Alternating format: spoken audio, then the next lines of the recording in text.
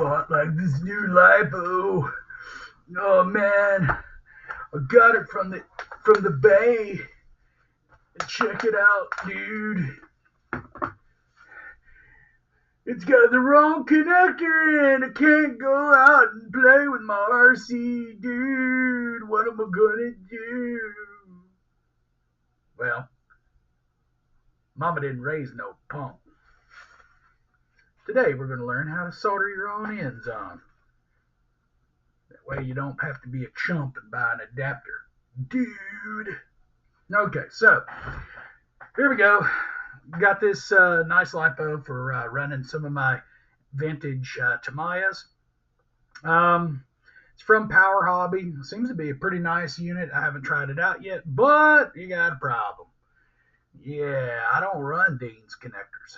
Never have, never will. If you guys run them, good for you. Bad for me.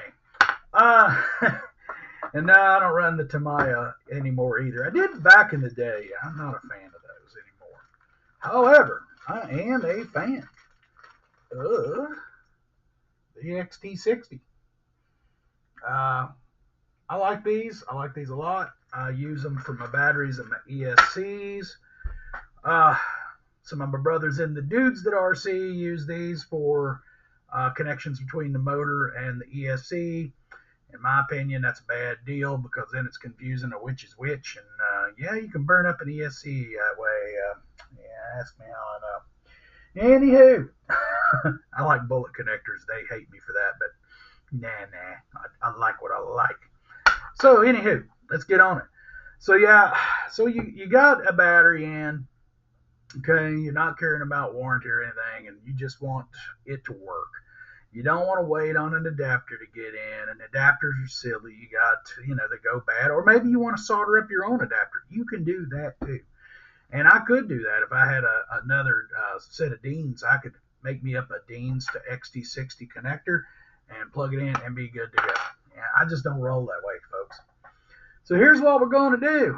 All right, you got a negative and you got a positive. So we can't cut them off at the same time. If you do that, there's going to be sparks. There's going to be all kinds of fun times to be had and tears later. So what we're going to do is we're going to do one at a time. And I am going to start with my hot lead, which is your red. And I am going to cut it. Yep, and there it is. It is cut. So now push that away. I'm going to pull off the old shrink tubing. Okay, and I got my El Cheapo Harbor Freight strippers. If you got this type, they'll work. I use these because I used to use them at work, and then I discovered Klein makes a much better stripper. And,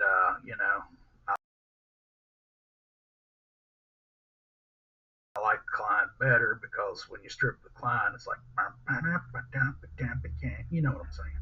But anyway, there we go. They work just fine.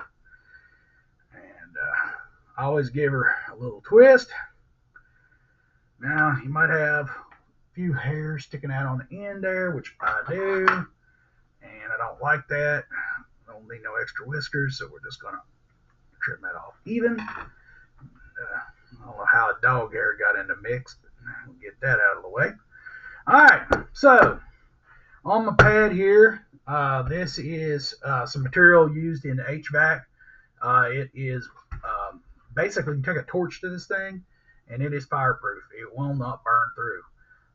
So I'm using that. It's kind of overkill for what we're doing here. If you don't have this, I mean, a piece of metal, or I've even used the piece of cardboard. Just anything to keep from messing up your desk or whatever. So these are helping hands. $5 at Harbor Freight or any tool store. You'll find them in the bargain bin. They're cheap. I do not like to use a soldering iron, which I have friends of mine who I finally convinced that this is a glorified wood burner. And in a pinch, in an emergency situation, you can use them, but they suck. They're terrible. I don't like them. If you like them, I'm sorry. But I hate these things. And the tips are always grimy and nasty, and you've got to clean them all the time. and they get loose. This one's already loose and hasn't even been used in years. But anyway, get you a soldering station. This is an Amazon special. I think it was 30, $40. It wasn't much. It's some Chinese company, Ho Life, Ho Life, or is it Ho Light? No, it's Ho Life. It is a hoe, and this is the Ho Life. Anyway, also at your local hardware store, you can get you some solder. I am using the flux-free solder. This is the really thin stuff for electronics. This came from the Harbor of the Freight. I got a whole spool of that. Also bought resin. Now, some of you guys might not like to use soldering paste. Some people call it resin, whatever you want to call it. I use it, and here's why. What this stuff is going to do for you, it's nasty. You're going to stick your wire in there, and when you're soldering, as this evaporates up and away from you, okay, it will draw the solder into the wires and give you a much better solder. Now, always with soldering, you got to make sure your connections are clean. So if I was soldering up a motor right now, and it was an older motor, I would definitely get me out a little file or a metal brush, like this one here, and I would clean it up, make it good and shiny. You want that connection to be clean so that you get good adhesion. Also, those little scratches, give the solder something to bite into so that it doesn't just pop right off. That's what's going to give you a strong solder joint. Now, back to our battery connector here on the XT60s. Let me get my old man glasses on because the old eyeballs ain't like they used to be. I ain't 20 no more. If you look on XT60, you're going to have a positive. I don't know if you can see that or not. It's very hard to see. You might barely see a little positive mark. It's hard to see, I know. And a negative, okay? So your black is going to go on your negative, and on your positive is going to be your hot wire or your red wire. Let's see if maybe you can see it a little better through this. I don't know if I can help you see that or not.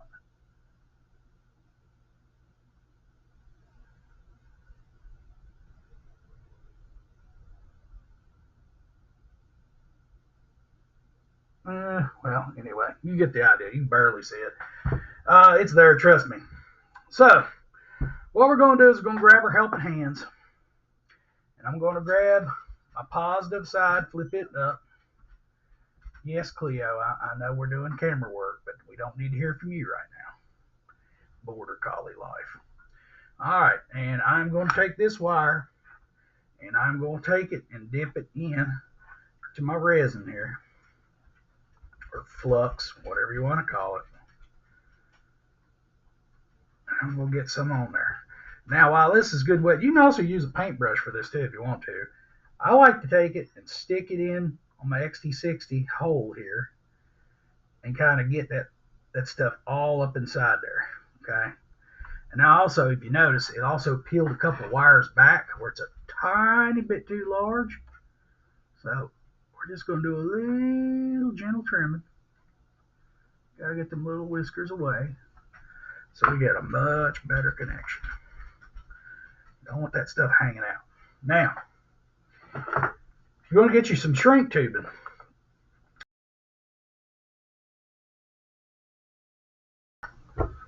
Alright, so I'm going to take a shrink tubing. Jam that old boy up on there. I'm going to pull it all the way back so it's nowhere near, okay? Nowhere near where we're going to get hot, because that thing's going to shrink when it gets heat to it, okay? So now we're going to take these. We're going to try to, do some nasty, you know what I'm saying? I'm going to put this in the hole. Like he's supposed to, right there. Okay? So you can see right there, she's right in there. Let's go ahead and turn on our soldering iron. Mine has a display that displays temperature. We'll let it run up to heat. Now, these things get nasty, okay? They get really dirty. Now, on my soldering station, it comes with a thing over here where you can clean your tip. Let's see if I can get it out of the hole. It's like a can full of brass Brillo pad looking stuff. And you're basically just going to jab it in there and spin it around. Okay. You want to get that tip good and shiny. See? Now it's getting clean. Cleaner it is, the hotter she'll get. The hotter she'll get, the better she'll solder. All right, that's pretty good. All right, you also got on this soldering station, a sponge. You can put a little water over there for cleaning the tip too. I never use that. All right, what I like to do is I take my solder here and I'll bend it, make like a hook, okay? So what I'm doing is I'm pushing that hook down as I solder. So here we go. We're going to take the tip. I'm going to put it right here at the base of the wire. And I'm just going to start touching the tip, my little hook, and then pushing it on down. Pushing it on down. Gravity's going to pull it in. There you go. Now that resin, see it smoking off? Don't inhale that stuff. Blow it away from you. If you got a little fan that you can run, that's even better. All right. Get a little bit more here. And it's going to take a little bit. It takes more than you think it will. And what you're going to do is kind of pull away and you're going to look. Now you can actually see it sucking into that joint. Okay, when it looks like it's in there good, just don't touch. This stuff's hot. Okay, give it a little tug. Okay, look at there. It ain't going nowhere. That's a good solder connection. Okay, so now we're done with that one. Let it cool off a little bit. We'll grab our shrink tubing. Okay, and we'll pull it up and over where we soldered. Okay. At this point, you can either run your soldering iron across it, or do old school like I do, hit it with a lighter. It'll start to shrink up. Make a good tight connection,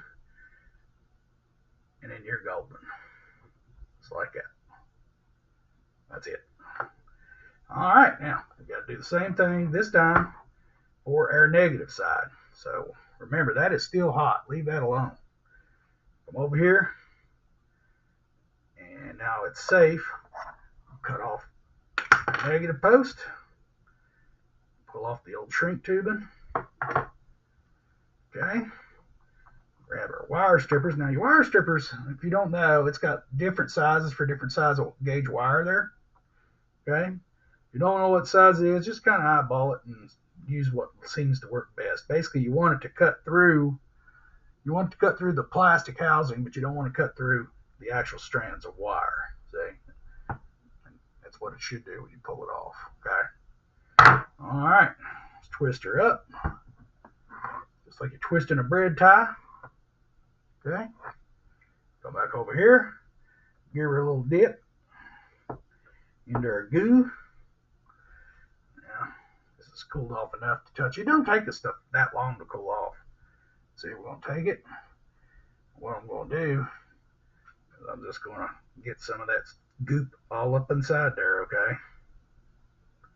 All right. Straighten your end back up. All righty. Now, while you're down here, before you stick this thing in real good, look and make sure you haven't got any strands of wires sticking out, so you don't want to ground it out. All right, everything looks good. We're going to repeat the process. Look here. Stick that on there. All right, we're going to flip this around the other way. We'll grab it with our alligator clip. What you want to do is you want to marry them together here. Get it to go in the hole best you can. All right. Oh, well, you know what I forgot? Big dummy me. Getting too far ahead. We forgot to put a shrink tubing on. So let's take care of that while we're here. Remember what I said? Push it all the way back out of your way. All right. Let's try this again. Now, the battery is going to kind of pull away from it now that we've got one end soldered, so you might have to wrestle it a little bit. You can tighten up these little arms to make it hold a little better, which is what I'm going to have to do. And you just want to get it so it's manageable. Okay, there we go. We're in like Flynn right there. Okay. All right, so let's do it again. Grab our solder. All right, make us a little hook. Okay, hook, so I can push it down. Clean our tip again.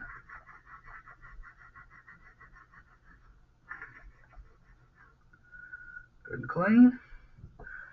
All right, be careful not to touch the plastic. Hold that tip in there and start feeding the solder. Just hit the very tip. Blow away.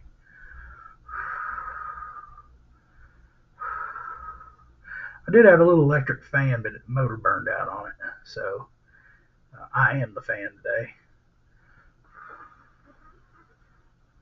Yeah, try not to inhale that stuff. So let's check the solder joint out. It is good and strong. So go ahead and we'll turn our soldering iron off. Wind our solder back up. Okay. Alligator popped off of her helping hands here. Stick it back on there. All right. Inspect our connection one last time real good. All right. Looks pretty dang good to me. So now we're going to take this and we'll push it up on there just like before. We'll go old school. Get out the lighter. Warm it up a little bit.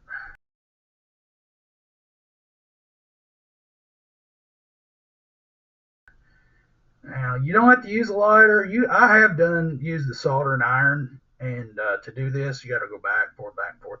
I just prefer the lighter. It seems to be quicker for me. It's whatever you're comfortable with. Okay, there you go. Look at there. Now you have changed it over to an XT60 connector, and you're good to go. And that's all there is to it. All right, guys. So as I did that section there, I realized I screwed up, and that's a lesson for you. Don't learn by watching my mistakes. Pay attention. This is what we soldered up.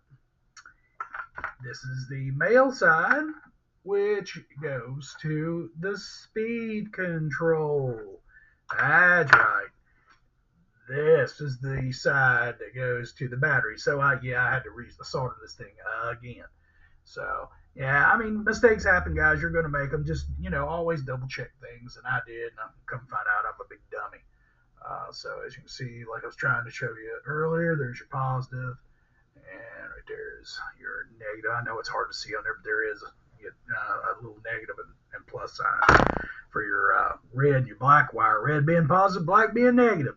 So I also noticed when I was reviewing the video footage, you couldn't really see what the hell I was doing, but big old fat fingers was in the way.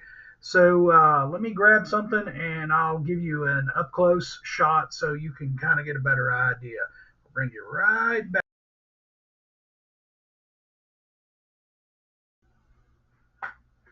All right, guys, I'm not trying to be a cheapo. I have plenty of connectors, but let's go ahead and I'll show you how to reuse a connection. So see, I've got a hold of my wire that I cut. I'm going to lay my soldering iron on top of my solder. I'm going to get it loose, and look here. Just extract that wire. Easy peasy. All right, so remember, flat side is the positive. I've already put flux on the end of this wire. And this is an old Novak speed control. I don't know if it works or not, but I want to test it, so it needs to get a more modern connector end anyway. So try to use my helping hands here instead of being a knucklehead. Alright. So, I have a stray wire. It's getting in my way. It's kind of hurting me there. Alright. And remember, I make a hook with my solder, and I'll show you how that works now that you can actually see what I'm doing. So, this is what we're doing. We're taking that hook.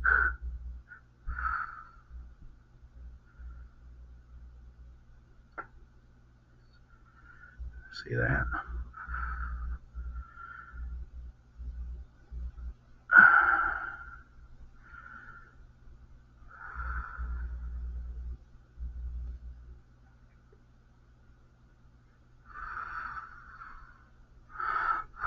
You can actually see the solder will change colors when you blow on it when it dries. See? And it shouldn't come loose. Okay. Now we're going to take this, push my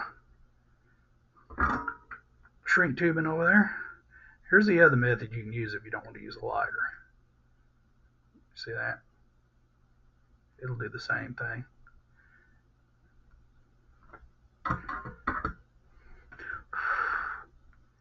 Okay. Let's flip it over. Let's try the other side.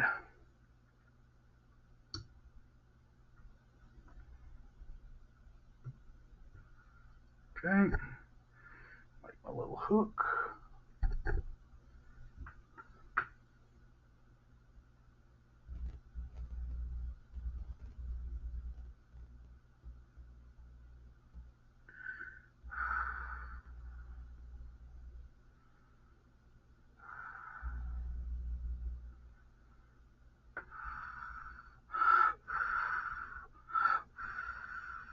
And up you can see right there where this stuff right here is invaluable, okay? Soldering paste or flux or resin, whatever you want to call it.